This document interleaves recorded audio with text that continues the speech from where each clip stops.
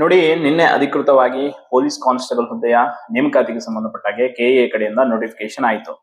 So ನೋಡಿ, notification ಏನೋ ಆಯ್ತು. ಈಗ ನೀವು ಪ್ರಿಪರೇಷನ್ ಅನ್ನ ಶುರು ಮಾಡಬೇಕು. ಅದೆಲ್ಲ ಒಂದ್ ಕಡೆ. ನಿನ್ನೆಯಿಂದ ಒಂದಿಷ್ಟು ಜನ ಆಸ್ಪಿರೆಂಟ್ಸ್ ಒಂದಿಷ್ಟು ಪ್ರಶ್ನೆಗಳನ್ನ ಕೇಳ್ತಾ ಇದ್ದಾರೆ. ಅದಕ್ಕೆಲ್ಲವನ್ನು ಕೂಡ ನಾನು ಒಂದು ಕ್ಲಾರಿಟಿ ಕೊಡ್ತೀನಿ. ನೋಡಿ, ಈಗ ನೋಟಿಫಿಕೇಶನ್ ಆಗದೇನೆ ನೀವು ಇಷ್ಟು ದಿನ ಪ್ರಿಪೇರ್ ಆಗ್ತಾ ಇದ್ರಿ. ಕೆಲವರು ಪಾಪ ನಾನು ಹೇಳ್ತೀನಿ, ಈಗ ಪಾರ್ಟ್ ಟೈಮ್ ವರ್ಕ್ ಮಾಡ್ಕೊಂಡು ಏನೋ ಮಾಡ್ಕೊಂಡು ಕೆಲವು ನೋಟಿಫಿಕೇಶನ್ ಆಗಲ್ಲ ಅನ್ನೋಂತ ಒಂದು ಹೋಪನ್ನೇ ಕಳ್ಕೊಂಡ್ಬಿಟ್ಟು ನೀವು ಊರಿಗೆ ಹೋಗಿ ಮತ್ತೆ ಏನೋ ಕೆಲಸ ಮಾಡ್ಕೊಂಡಿದ್ರಿ.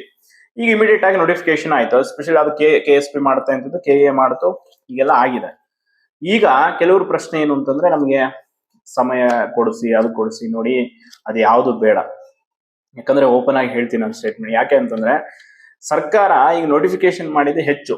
ಮೀಸಲಾತಿ ಅದು ಇದು ಸಮಸ್ಯೆಗಳು ಜಂಜಾಟಗಳು 108 ಇದೆ.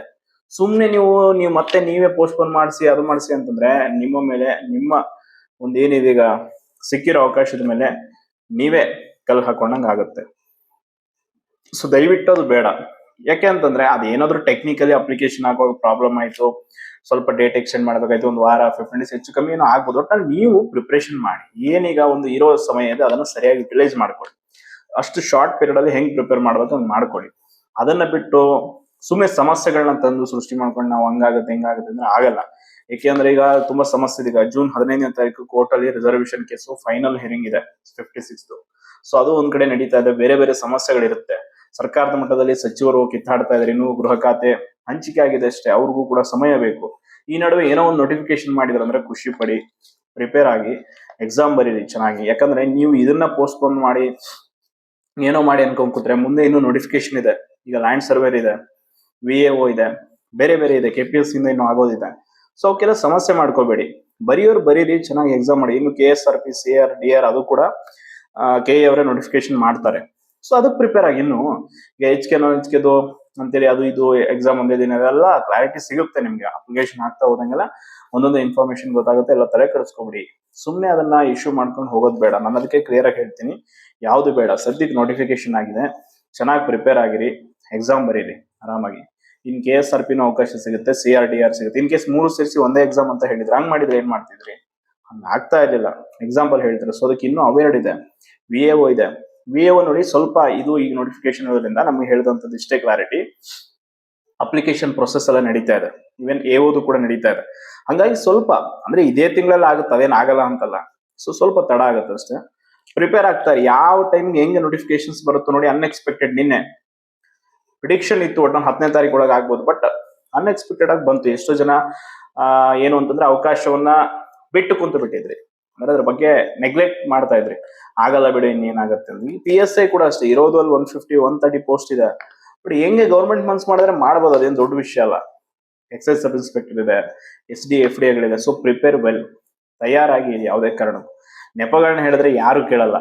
ಸೆಲೆಕ್ಟ್ ಆದ್ರೆ ಇಲ್ವಾ ಅಷ್ಟೇ. ನೀವು ಆಮೇಲೆ ನಾನು ಓದಕ್ಕಾಗ್ಲಿಲ್ಲ, ಕೊನೆ ಸಮಯದಲ್ಲಿ ಅವಕಾಶ ಸಿಕ್ತು, ಲಾಸ್ಟ್ 1.5 ಮಂತ್ ಇತ್ತು, ನಾನು ಹಂಗಾಯ್ತು ಹಿಂಗಾಯ್ತು, ಕ್ವಶನ್ ಪೇಪರ್ ಟಫ್ ಅಂತೂ ಏನು ಕೇಳಲ್ಲ. ನೀವು ಎಲ್ಲದಕ್ಕೂ ರೆಡಿ ಇರಬೇಕು. ಈಗ ಮೊನ್ನೆ UPSC ಅಷ್ಟೇ ಅನ್ಸರ್ಟನ್ ಆಗಿ ಯಾವ ರೀತಿ ಕ್ವಶನ್ ಪೇಪರ್, ಬಟ್ ಅದನ್ನ ಪ್ರಿಪೇರ್ ಆದವನು ಬರದೇ ಬರೀತಾನೆ. ಸೊ ಇರೋದಷ್ಟೇ. ಯಾಕಂತಂದ್ರೆ ಪದೇ ಪದೇ ಈಗ ಒಂದಿಷ್ಟು ಜನ ನಮ್ ಸುತ್ತ ಇರೋರು 10 ಜನ ಹೇಳಿದ್ರು ಅಂತೇಳಿ ನಾವೇನೋ ಒಂದು ವಿಷಯವನ್ನು ಕೈಗೆತ್ಕೊಳ್ಳೋದು, ಮತ್ತೆ ಅದರಿಂದ ಮತ್ತೊಂದಿಷ್ಟು ಜನಕ್ಕೆ ಸಮಸ್ಯೆ ಆಗೋದು, ಅದು ಬೇಡ. ವೆಲ್ ಅಷ್ಟೇ. ನೋಟಿಫಿಕೇಶನ್ ಆಗಿದೆ, ಪ್ರಿಪೇರ್ ಆಗಿ. ಡಿಸ್ಟಿಕ್ ವೈಸ್ ನಿಮ್ಮ ಕೆಟಗರಿಗೆ ಎಷ್ಟು ಪೋಸ್ಟ್ ಇದೆ ಅನ್ನೋದು ಲಿಸ್ಟ್ ಇದೆ. ಸೊ ಟೆಲಿಗ್ರಾಮ್ ಅಲ್ಲಿ ನಾನು ಅಪ್ಲೋಡ್ ಮಾಡ್ತೀನಿ, ನೋಡಿ. ಆಲ್ರೆಡಿ ತುಂಬಾ ಟೆಲಿಗ್ರಾಮ್ ಅಲ್ಲಿ ಇದೆ ಮಾಹಿತಿ, ಅದನ್ನ ನೋಡಿ. ನಿಮ್ಮ ಒಂದು ಕೆಟಗರಿಗೆ ಎಷ್ಟೆಷ್ಟು ಪೋಸ್ಟ್ ಇದೆ ಯಾವ ಜಿಲ್ಲೆಯಲ್ಲಿ ನೋಡ್ಕೊಂಡು ಅಪ್ಲಿಕೇಶನ್ ಹಾಕಿ ಕರೆಕ್ಟ್ ಆಗಿ ನೀವು ಒಂದು ಪ್ರಿಡಿಕ್ಟ್ ಮಾಡ್ಕೊಂಡು ಪ್ರಿಪೇರ್ ಮಾಡಿ. ಸುಮ್ನೆ ಎಲ್ಲೆಲ್ಲೋ ಅಪ್ಲಿಕೇಶನ್ ಹಾಕಿ. ಯಾಕಂದ್ರೆ exam fees is very high, 750 rupees ಇದೆ. ಇದು KSP ಅಲ್ಲ, KA. ಸೊ ಇದು ಈಗ ಸದ್ಯಕ್ಕೆ ಕಮ್ಮಿ ಮಾಡ್ಸಕ್ ಆಗಲ್ಲ. ಮುಂದೆ ನೋಡೋಣ, ಮಾಡಿಸ್ಲೇಬೇಕಾಗುತ್ತೆ. ಯಾಕಂದ್ರೆ ಕಳೆದ ಬಾರಿಯಿಂದ ಇದು ಹೆವಿ ಬರ್ಡನ್ ಆಗ್ತಾ ಇದೆ. ಸೊ ಈ ಬಾರಿ ಅಂತೂ 40 ಕೋಟಿ ಬರೀ ಎಕ್ಸಾಮ್ ಫೀಸ್ ಕರೆಕ್ಟ್ ಆಗುತ್ತೆ. ನೋಡ್ತಾ ಇರಿ. PCದ KSRP, CR, DR ಎಲ್ಲ ಸೇರಿ. ಸೊ ಅದಕ್ಕೆ ಪ್ರಿಪೇರ್ ಆಗಿ. ಸುಮ್ನೆ ಅನಾವಶ್ಯಕ ಇಶ್ಯೂಗಳನ್ನ ತೆಗೆದುಕೊಂಡು ಅದನ್ನ ರೈಸ್ ಮಾಡೋದ್ರಿಂದ ಏನು ಯೂಸ್ ಇಲ್ಲ. ಅದಕ್ಕೆ ನಾನು ನಿಮಗೆ ಒಂದೇ ವಿಷಯದಲ್ಲಿ ಕ್ಲಾರಿಟಿ ಕೊಟ್ಬಿಟ್ಟಿದ್ದೀನಿ.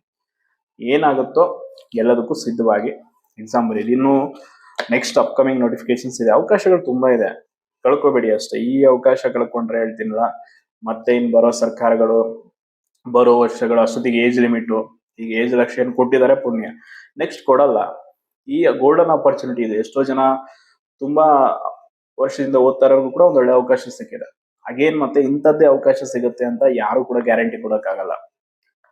ಒಂದು ಒಳ್ಳೆ ವಿಷಯ, ಯಾರ್ಯಾರು ಆಥರ್ಸ್ ನಿಮ್ಗೆ ಬೆಸ್ಟ್ ಅನ್ಸುತ್ತೋ ಅಂಥವ್ರ ಬುಕ್ಸ್ಗಳನ್ನ, ಅಂಥವ್ರ ಕ್ಲಾಸ್ಗಳನ್ನ ಎಷ್ಟು ಕಡಿಮೆ ಟೈಮಲ್ಲಿ ಯಾವ ರೀತಿ ಪ್ರಿಪೇರ್ ಆಗ್ಬೋದು, question paper, old papers, question bank ಅದು ಎಲ್ಲವನ್ನ ಫಾಲೋ ಅಪ್ ಮಾಡಿ, ಬಿಡಬೇಡಿ ಏನು ಕೂಡ.